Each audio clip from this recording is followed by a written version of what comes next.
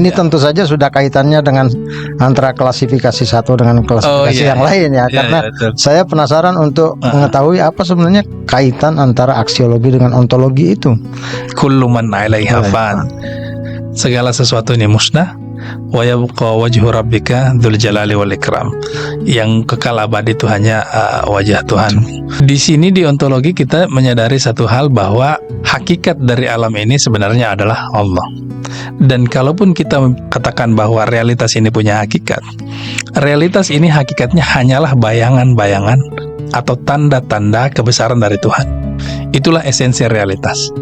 Menariknya apa yang dijelaskan oleh Ibu Jamilah di ontologi, bahwa esensi realitas yang tadi adalah bayangan-bayangan atau tanda-tanda kebesaran Tuhan ini, itu punya nama dalam agama yang dikenal sebagai tauhid. Jadi justru esensi realitas itulah tauhid. Nah, kenapa dikatakan demikian?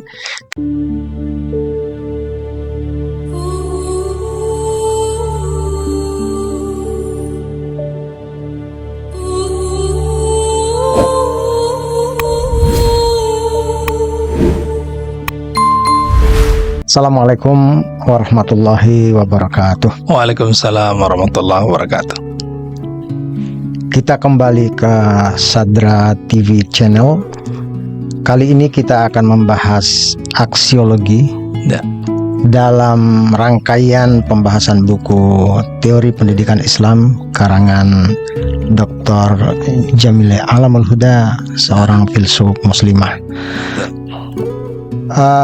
Pada pembahasan kita sesi yang lalu, kita sudah membahas apa yang kita ilmui, objek-objek, realitas dan sebagainya. Kita juga sudah membahas siapa yang mengilmui. Ya betul. Antroposofi. Iya, benar. Kita juga sudah membahas tentang metodologi. Cara mengilmui, bahkan yang paling menarik dalam sesi yang lalu itu kita sudah membahas tentang bahwasanya iman adalah pengetahuan itu sendiri. Ya. Nah, sekarang ini aksiologi. Pada pembahasan kita yang lalu kan ada satu fragmen yang kita tegaskan bahwa sebetulnya Bu Jamilah ini mau menegaskan aspek-aspek tertentu dari epistemologi itu justru berangkat dari aksiologi. Ada di aksiologi, ya. Ada aksiologi. Nah, Pak Fahrudin, apa sebenarnya aksiologi itu? Ya, siap. Terima kasih banyak Bang Sapin. Aksiologi ini berasal dari kata aksios yang berarti nilai, dan logi yang selalu berangkat dari kata logos yang berarti pengetahuan. Sehingga aksiologi ini pada prinsipnya adalah teori pengetahuan tentang nilai-nilai. Nah, memang biasanya dia itu ditempatkan di belakang karena memang dianggap terkait dengan pembahasan-pembahasan sebelumnya. Artinya ketika orang sudah memahami terkait epistemologisnya, atau mungkin ada yang lebih dulu dengan ontologisnya di kita, ketika dikaitkan terus dibahas selanjutnya di belakang, maka di aksiologi nanti akan kelihatan bagaimana sebenarnya bahwa aksiologi ini lebih pada penerapan dalam konteks value, penerapan dari pembahasan-pembahasan sebelumnya. Ketika sudah mengetahui hakikat realitas, mengetahui hakikat diri manusia, kalau di kita hakikat pengetahuan, maka di aksiologi dengan nilai-nilainya ini juga masih terkait dengan penerapan hakikat-hakikat yang tadi sebelumnya itu, Bang. Saya akan menanyakan beberapa hal. Ini tentu saja sudah kaitannya dengan antara klasifikasi satu dengan klasifikasi yang lain ya, karena saya penasaran untuk mengetahui apa sebenarnya kaitan antara aksiologi dengan ontologi itu. Kita ingat di ontologi ini kan kita mengkaji tentang bahwa alam ini, segala yang ada di alam ini pada hakikatnya tidak ada.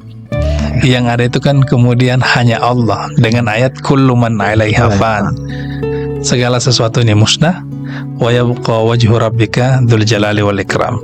Yang kekal abadi itu hanya wajah Tuhan. Nah, di sini di ontologi kita menyadari satu hal, bahwa hakikat dari alam ini sebenarnya adalah Allah.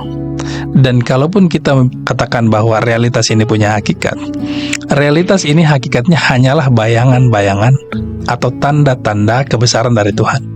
Itulah esensi realitas. Esensi realitas ini dia hanya bayangan-bayangan atau tanda-tanda dari Tuhan. Nah, menariknya apa yang dijelaskan oleh Ibu Jamila di ontologi, bahwa esensi realitas yang tadi adalah bayangan-bayangan atau tanda-tanda kebesaran Tuhan ini, itu punya nama dalam agama yang dikenal sebagai tauhid.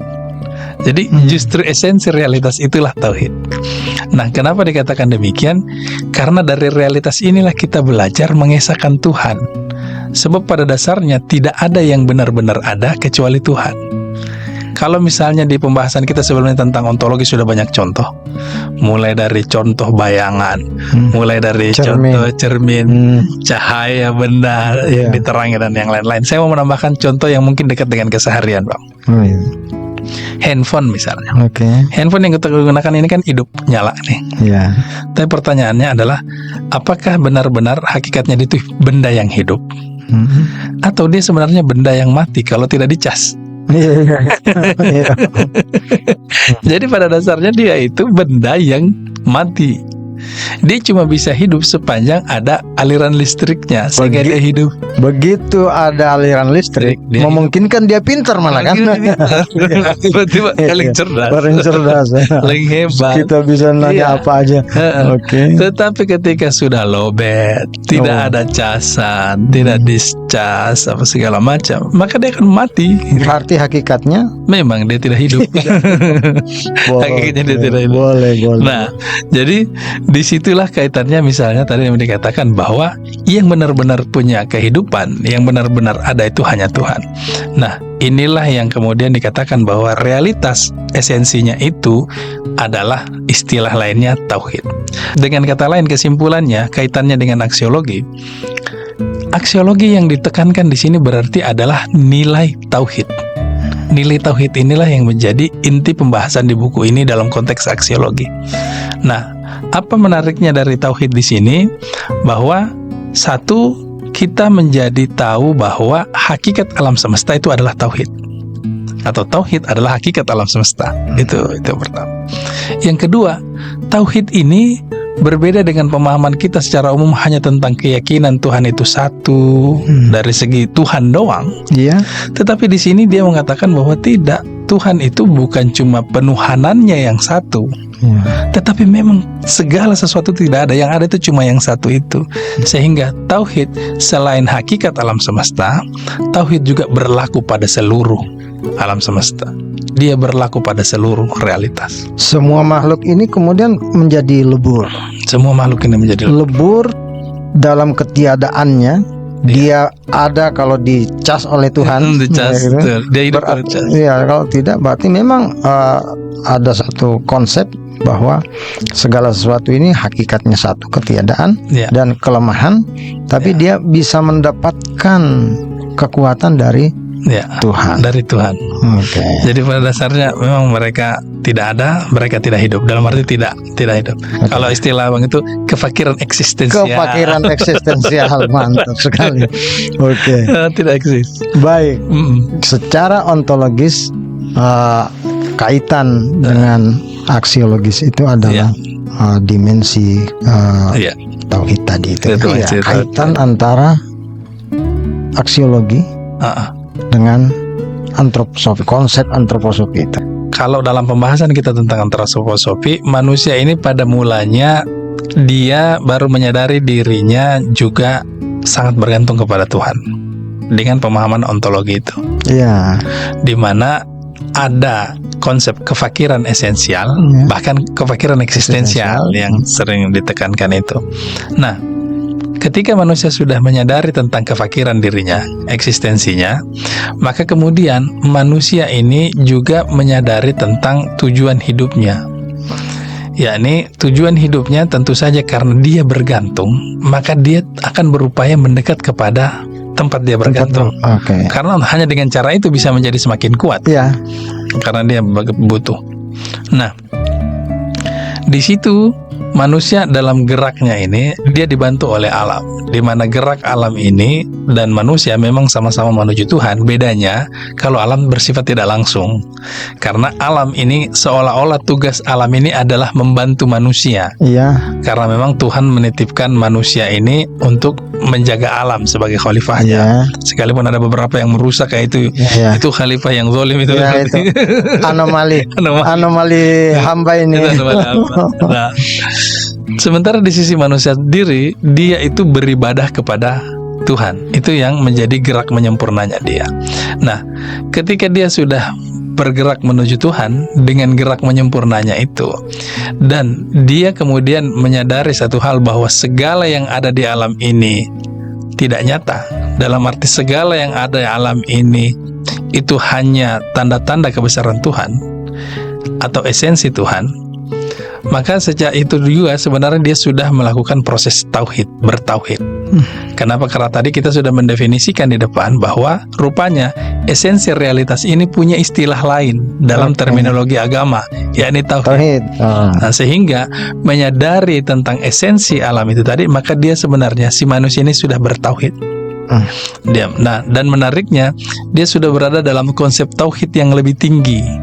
Karena kalau selama ini tauhid hanya diartikan sebatas bagaimana Tuhan tidak punya saingan dengan Tuhan-Tuhan lainnya, ya. Di sini dia bahkan menyadari bahwa bukan hanya dalam konteks ketuhanan dia tunggal, tetapi bahkan dalam konteks keberadaan dia juga tunggal. Ya. Nah, ketika kita mengandaikan ada sesuatu yang ada selain Tuhan, sama kuatnya dengan Tuhan, itu berarti termasuk dalam bentuk musyrik. Ya. Dalam bentuk musyrik. Nah, di sini kualitas tauhid yang berbeda dengan kita mempelajari atau tidak mempelajari antroposofi kemarin dalam katanya dengan aksiologi sekarang. Ini penting sekali nih, jangan sampai kita terjebak dalam kemusyrikan filsafat. Ya. Kemusyrikan filosofis ya. Kemusyrikan filosofis. Oke. Baik. Berarti bahwa tadi setelah kita mengaitkan antara wujud atau namanya ontologi tadi, terus bahwa antroposofi juga ternyata mengajarkan betapa kita bergantung kepada Tuhan, dan prosesnya kita mesti mendekat dengan cara selalu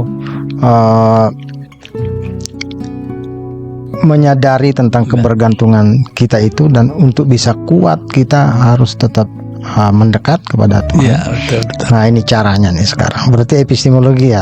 Nah, di pertemuan kita sebelumnya kita sudah membahas tentang epistemologi. Dan yang menarik dalam kajian tersebut kemarin memang kita lebih banyak fokus pada ilmu syuhudi, ilmu penyaksian. Betul. Karena inilah yang sedikit unik dan berbeda dari ilmu secara umum yang lain. Nah, pada ilmu syuhudi ini, salah satu yang kita bahas tentang penyaksian ini memang terkait erat dengan tauhid pada akhirnya. Karena apa yang kita saksikan ini kan sesungguhnya adalah bagaimana sesuatu itu tersingkap kepada kita, bahwa esensi realitas hanyalah tanda-tanda, bayangan, manifestasi Tuhan. Dan kata lain, sebutan lain dari esensi realitas adalah tauhid tadi yang berkali-kali kita ulangi. Nah, di tauhid ini yang menariknya kaitannya dengan epistemologi adalah ilmu syuhudi itu diperoleh dengan pemurnian jiwa, penyucian hati.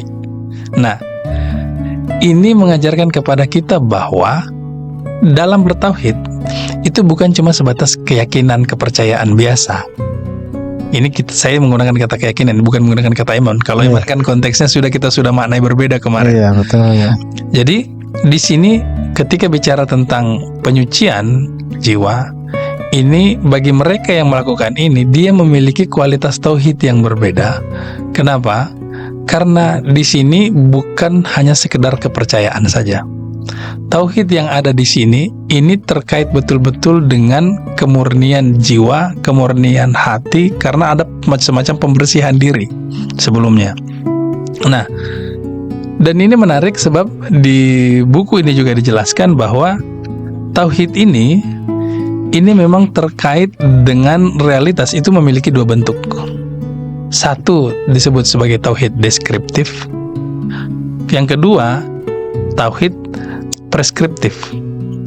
Tauhid deskriptif ini adalah segala ilmu, segala teori, segala pengetahuan yang menjelaskan tentang tauhid. Makanya nama lainnya ini adalah tauhid teoritis.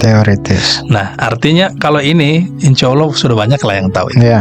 Nah, tetapi level selain ini yang perlu diperhatikan adalah tauhid yang kedua ini, tauhid preskriptif. Karena di tauhid preskriptif ini adalah realisasi tauhid di dalam diri masing-masing. Disinilah yang betul-betul kita perlu diingatkan bagaimana bertauhid dengan hati, bagaimana kita beriman itu di hati, bagaimana iman itu di lidah, bagaimana iman itu kelihatan di perbuatan, sehingga dia betul-betul sesuatu yang membatin di diri manusia, bukan hanya cerita teori-teori. Ibu Jamilah mau mengatakan bahwa ketika kita ingin mengajarkan tauhid, yang diajarkan itu bukan teorinya ini kepada orang-orang, tidak, tapi bagaimana dalam praktek keseharian kita sendiri menunjukkan itu gitu loh. Mulai dari menjaga hatinya, menjaga lisannya, menjaga perbuatannya. Nah, inilah tauhid preskriptif, inilah yang kemudian perlu dan ditekankan betul oleh Ibu Jamilah. Ini kaitannya aksiologi dengan nilai tauhidnya pada epistemologi. Mungkin itulah kenapa dalam teori-teori modern juga saya ingat ya bahwa di pendidikan itu salah satu aspeknya adalah keteladanan. Iya, jadi betapapun seseorang itu diberikan penjelasan, belum menjamin bahwa perilakunya akan berubah. Ya, benar. Ya, mungkin yang berubah hafalannya. Hafalannya, wawasan, betul. Knowledge, aspek kognitifnya berubah. Betul. Ya. Tapi apakah memang dia bisa berubah? Itu memang secara metodologis mungkin diperlukan satu penegasan bahwa bukan dalam aspek verbal ilmu-ilmu itu diajarkan ya. Tapi dapat efektif dimulai dengan keteladanan tadi. Menarik sekali. Betul. Jadi berarti bahwa kalau kita lihat secara keseluruhan, coba kita mungkin potret secara keseluruhan nih aksiologis posisinya di dalam filsafat Islam. Ya. Nah, kalau kita lihat keseluruhan ini memang seperti yang kita gambarkan tadi, Bang, bahwa aksiologi ini dalam konteks filsafat secara Qur'ani ini pada akhirnya ingin mengantarkan kita pada pemahaman tauhid yang menyeluruh. Pemahaman tauhid, nilai tauhidlah yang dibawa. Bagaimana dia untuk dipahami, kita diajak dulu mengerti tentang ontologis, bahwa realitas ini yang nyata itu cuma sebatas manifestasi bayangan. Inilah yang disebut sebagai esensi realitas atau nama lain dari tauhid. Kemudian kita sebelumnya diajak mampir di antroposofi, di mana antroposofi mengatakan bahwa manusia ini sama dengan alam juga bergantung. Sehingga proses peribadatan Tuhan itu pada dasarnya proses menyadari semuanya ini bayang-bayang. Dengan kata lain lagi, kembali kepada bertauhid, tapi tauhid dalam arti yang lebih luas, bukan lagi cuma ketuhanan tapi keberadaan. Di epistemologi kemudian si manusia diajari bahwa penyucian jiwa ini penting banget. Bahkan dimulai dari situ. Sebab untuk bertauhid yang benar itu bukan hanya sekitar kata-kata. Bertauhid yang benar itu diantaranya adalah dia betul-betul membatin ke dalam diri manusia masing-masing, yang kemudian disebut sebagai preskriptif tadi. Tauhid preskriptif itu bukan cuma sebatas tauhid deskriptif itu. Mungkin kita ingin melihat ini ending dari pembahasan buku ini itu seperti apa. Maksud saya kan betapa konsennya Dr. Jamilah ini memberikan landasan terlebih dahulu sampai harus beberapa bab dari bagian pertama, dari bagian ontologi itu mengklarifikasi terlebih dahulu tentang realitas. Betul. Iya kan, berarti di aksiologi apa yang akan ditekankan sebetulnya? Ujungnya ini pembahasan kita ini. Akhir dari pembahasan kita, pertama kalau yang ditekankan tadi, aksiologi ini adalah nilai. Oke. Dan nilai itu adalah tauhid.